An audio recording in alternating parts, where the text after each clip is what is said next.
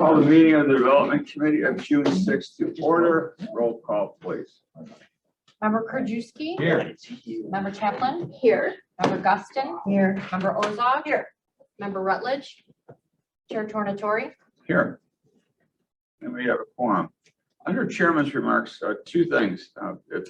Pleased to announce that based on significant work in coordinating with our staff and stormwater, OEM, health, public works, transportation, and building and zoning, the county recently is about to receive the 5-year CRS or community rating system verification for FEMA, improving our rating from a class 6 to a class 5, which is ultimately going to result in approximately a 25% discount for flood insurance to our unincorporated residents.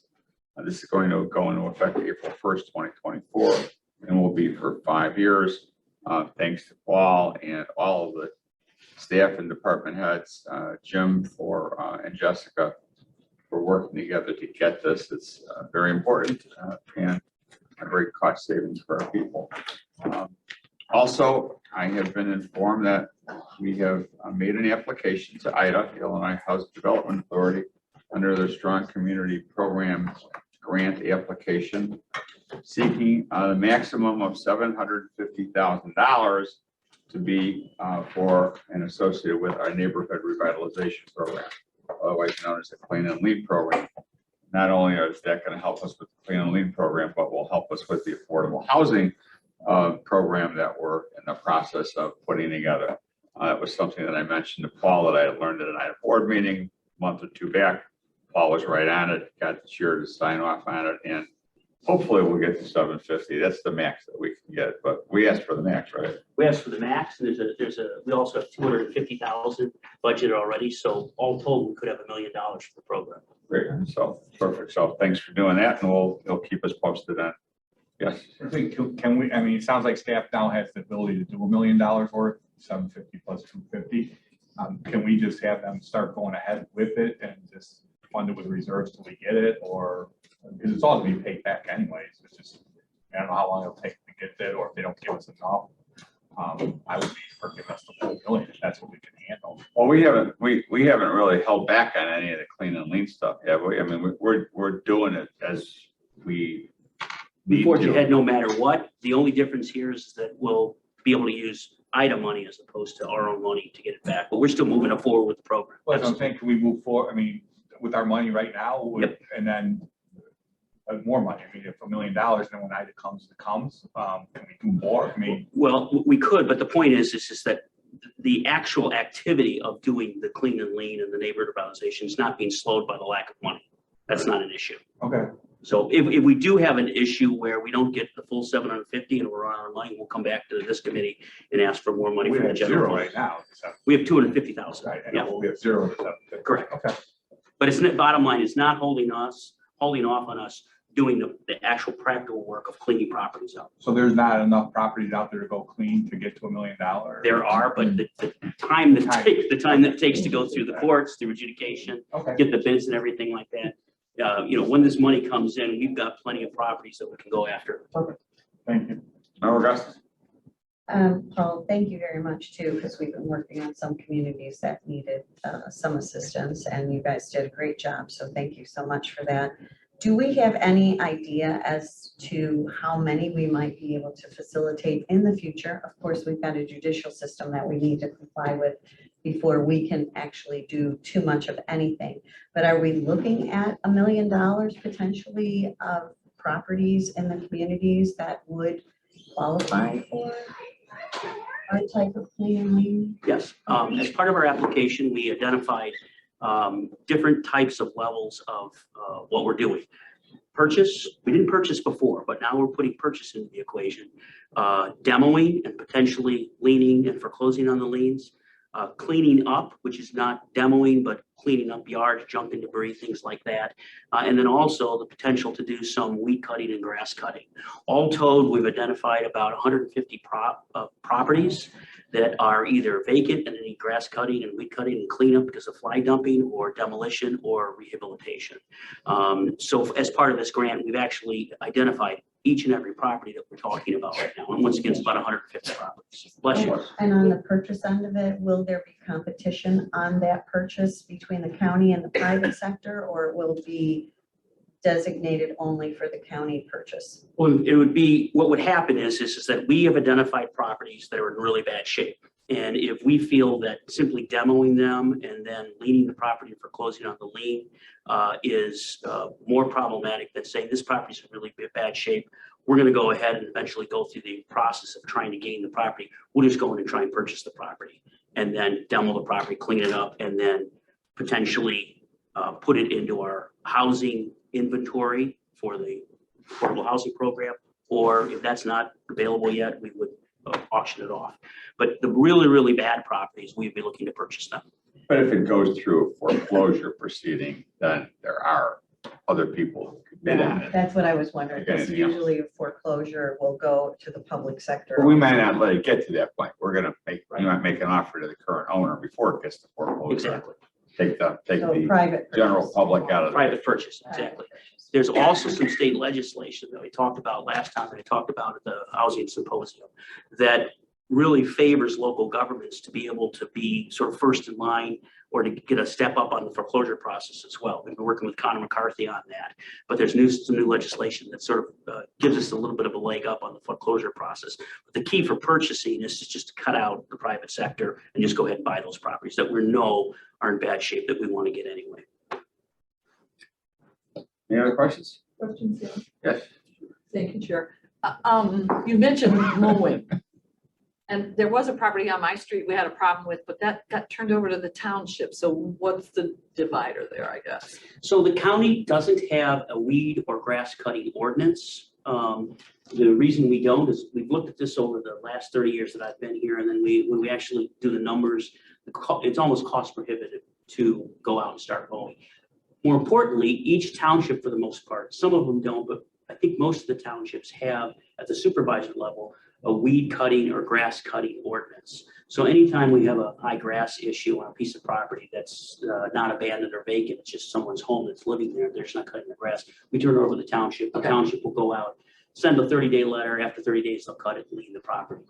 Those are for properties that have people living in, they're just not cutting the grasses. What we're talking about This was an empty lot. yeah, we're talking about properties that are clearly abandoned, that no one's doing anything with, and people are fly dumping on them. So it's not just grass, there's other activities going on along with it, where cleaning the property, cutting the grass would potentially result in people using that property as a dumping ground. It's a completely different scenario than just cutting someone's backyard. Gotcha, thank you. Thank you. Moving on, I understand we have no public comments. We'll move on to the minutes. I'll entertain a motion to approve the minutes of Tuesday, May 2nd, 2023. Second, Second. the motion and second, any additions, corrections, deletions? Hearing none, seeing none, all those in favor? Aye. Any opposed, the minutes are approved. Moving on to informational, I'll entertain a motion to approve SMCO-9-23, a change order to County Contract 46730001 serve, issued to Acela Inc. for a contract increase of $42,241.52 for 4 additional licenses for stormwater management for a 2-year period and extension of the license subscription services for public works and building and zoning, resulting in an amended contract to $965,509.79. Second?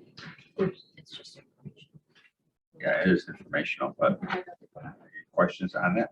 Okay, so you know that one. File. Moving on to regulatory, I'll entertain a motion to approve item 7A 23-1563 ZSE 23-1 International Swamiranian ISSO approving a special event parade from the U-Haul parking lot located off Irving Park Road to Midwest Shrine Swamiranian Temple to be held on Saturday, August 5th from 2 to 4 p.m. So moved. Second. Motion second. Any questions, comments? All in favor? Aye. Any opposed? The motion carries. I'll entertain a motion to approve 23-1564 ZSE 23-2 International Swamiranian ISSO to approve a special events for traditional and folk dance music concert to be held on Friday, July 28th, 2023 from 8 to 11:30 p.m. So moved. second. Motion second. Any questions? any parking or traffic issues on any of these events? Or do we actually have anything to do Just with the that? Is district that more municipal control?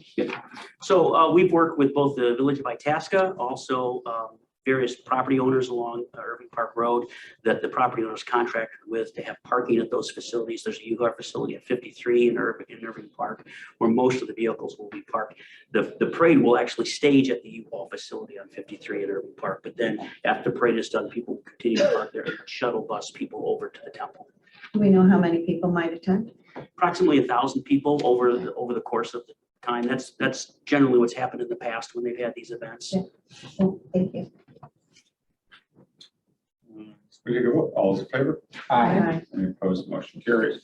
I'll entertain a motion to approve 23-2004 GSC 23-3, the Naperville Country Club fireworks to approve the fireworks display schedule for June 25th, 2023 at approximately 9:15 p.m.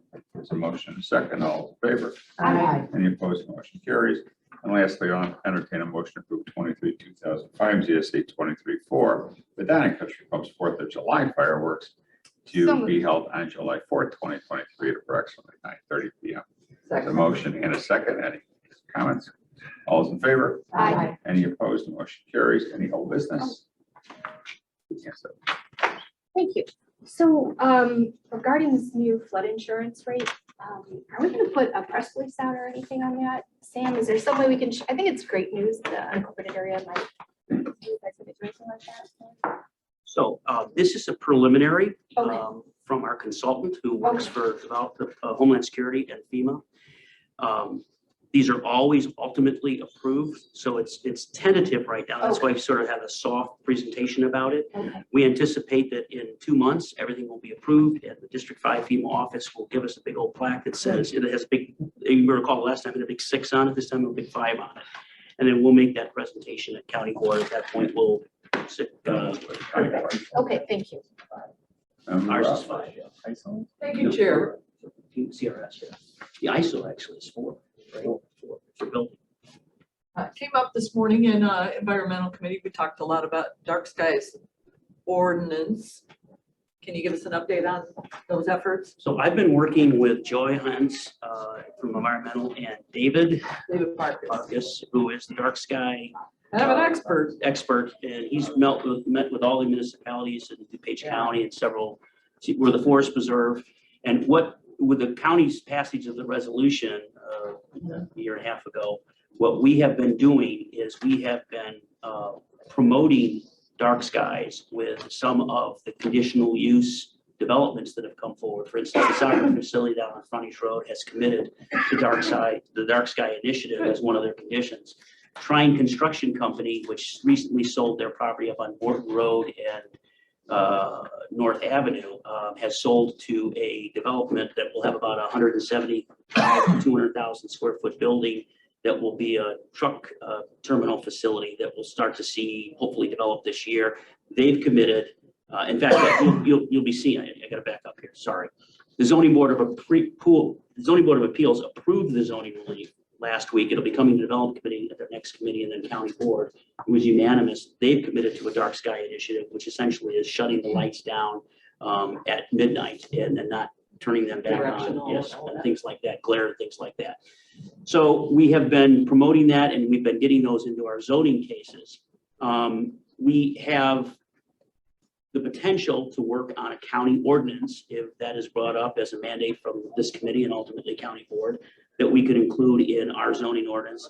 We would likely take a look at the City of Wheaton's Dark Sky Initiative ordinance that they, not initiative, but their ordinance that they put into play. Because that's sort of the model one. COD has one as well. But if there's a mandate from this committee, we can start moving forward on changing the zoning code to add to our existing photometric lighting requirements to add dark sky initiatives, which are essentially to bring down the lighting after midnight and before usually 7 o'clock in the morning to some level. But we've been working with him. He's given us great information. King County, we've talked about this at the housing symposium. King County out in Washington, D.C. has a dark sky initiative. It's a little bit easier for them, obviously, because they started a little bit later than the Chicagoland area, but they have a dark sky initiative that we would probably glean. But if there's an appetite to do it, we're prepared to move forward with showing the board some proposal. Migratory routes and a lot of those things, I think it's a good idea. I'll defer to our chairman. But suffice it to say, we have developers incorporated those into that concept into their developments right now. Okay, good. Thank you, Paul. So is it the feeling of the committee to give Paul and staff direction forward on bringing this to us and then ultimately the county board? Anybody have any? Thank you. In terms of doing this though, is it fair to say this can be done without a whole lot of onerous expectations from developers? It's things like shutting lights down, using a lower voltage, lower wattage, et cetera. It's not really cost exorbitant, that kind of thing. I'm not familiar. I mean, I know what dark Yeah, sky areas are, but in terms of, I don't know much about ordinance. It's all new construction, so they be able to pick and choose those things that were dark skies friendly. So it's an encouragement It's to, a combination of switching everything out to LED, putting everything in Okay. your parking lots on electric. So for instance, if you come out to our parking lot, it's dark. And then, for instance, we have zoning board of appeals meetings in the wintertime. We get out about 7:30, 8 o'clock at night. When I would walk out there, it would be dark. And then as I stepped in, the lights would motion detectors would turn the lights on, stuff like that. And then shutting things down across the entire spectrum, maybe not down, but to a lower voltage after midnight. yeah, which a Things lot like of that. this is just, But is it, to Mary's question is, could that be unfriendly to builders and developers and be cost prohibitive? We're gonna get pushback. In theory, it could, but we would not want to go to the level where we create a problem. As an example, when we dealt with a soccer facility, when we're dealing with this facility up on Morton Road, it's just a matter of educating them to say that technology is out there. And each of them have said, the two that we talked to have said, oh yeah, it's a matter of electronics, just putting that into our business practices.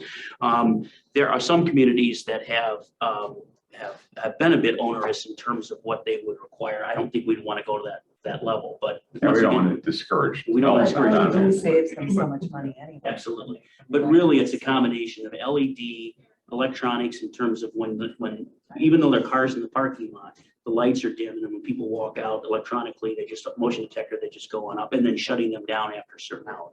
For some development, for instance, this development up here, their business operations are 6 until midnight. So it was a trucking company, but they didn't have a problem shutting the lights completely off after midnight. They'll have some emergency lights on the building, but that was sort of negotiated. So we have to be careful about what we require ultimately for certain types of uses. And that's some of the research that we bring to you and provide. For commercial uses, likely they'd be able to shut things down. For industrial uses, it's going to be very difficult for them to shut the lights off because those are usually 24-hour operations. But those are kind of things that we'll share with you. And those that are 24/7, it's a directional thing. Right. Nothing up into the sky, no point in that anyway. The shoebox type of, yeah. Yeah. Okay, thank you. Okay, well, Just one other question. yeah, sure. Just for clarification, so would the ordinance be an ordinance to encourage, or would it be an ordinance to say you must do? It would regulate, it would be required. So there would be fines then potentially if they didn't comply with the Correct. ordinance? Right now, we have 2 provisions in our zoning code that deal with light. It's photometrics, that is the foot candle that you can, it's a technical number, a foot candle, actually there are 3 regulations. Foot candle that you can provide at the property lines. For residential, it's 0.5. For commercial, it's 3. There's a measuring device where you can go out and measure what the foot candles are. That's the first one. The second component of that is you can't have any undue glare on adjacent properties. We use the state of Illinois IDOT standard. That's a little bit nebulous because it's arbitrary, but that basically, if there's glare on adjacent properties, you can put a shadow box in. The third element that we have, and you kind of heard about this with the billboards that we talked about just recently, the billboards have different types of lighting requirements. And for instance, the 0.5 foot candle for residential, you can see 0.5 is a low number. For billboards, the number is 8,000 nits. And you just off the top of your head, you go 8,000 versus 0.5, that's crazy. Well, 8,000 nits deals really with the type of illumination that's coming from a billboard. And it's more like a big computer screen. Billboards don't emit any glare because what they're trying to do is it's actually the nits are higher during the daytime. Because if you can intuitively think of taking a computer outside, the lighter it is, the more difficult it is to see the screen. So the screen has to be brighter. So the nits on a billboard are actually higher during the day than they are at nighttime. So for instance, with those billboards that we talked about, we actually had to put a condition in that after midnight, they would bring those nits down below 1200. There's no glare coming from them. If you were to stand behind the billboard at 8,000 nits in the middle of the night, you wouldn't see anything. You wouldn't see any glare coming off. It'd be like standing in a dark room looking at a computer screen. There would be light that you could see where the computer was, but there'd be no glare coming from it. So the idea with all of this is that it would be regulatory, and if you violated it, you would be subject to fees and fines. Yeah, just to add, if it would only be applicable to new permit applications, will we grandfather? I would assume that everything prior would be grandfathered going forward, so they wouldn't get their permit if their plan did not fall under dark skies. I don't know that we get into a fining situation with it. Well, yeah, that's a good point. It's just that we've got thousands of businesses and homes that would not meet the code in theory. Yeah, So it would be for anything new, and then if anything new got a permit, and then a year later they were in violation of it, that's when they would get a violation notice. But bottom line is it would be regulatory. It would not be like we have now. It would not be conditional on zoning relief. It would be a regulatory thing. Well, why don't we work on it and then we'll start it here. We'll kick the tires on it here. It'll get the county board. We'll see how the county board feels about it, because ultimately that's where it's going to get passed. Fair enough. Okay, any other old business and or new business? I don't see any, I don't hear any. I will entertain a motion to adjourn. So moved. Second, all in favor? Aye. Any opposed, we are adjourned. Thank you all.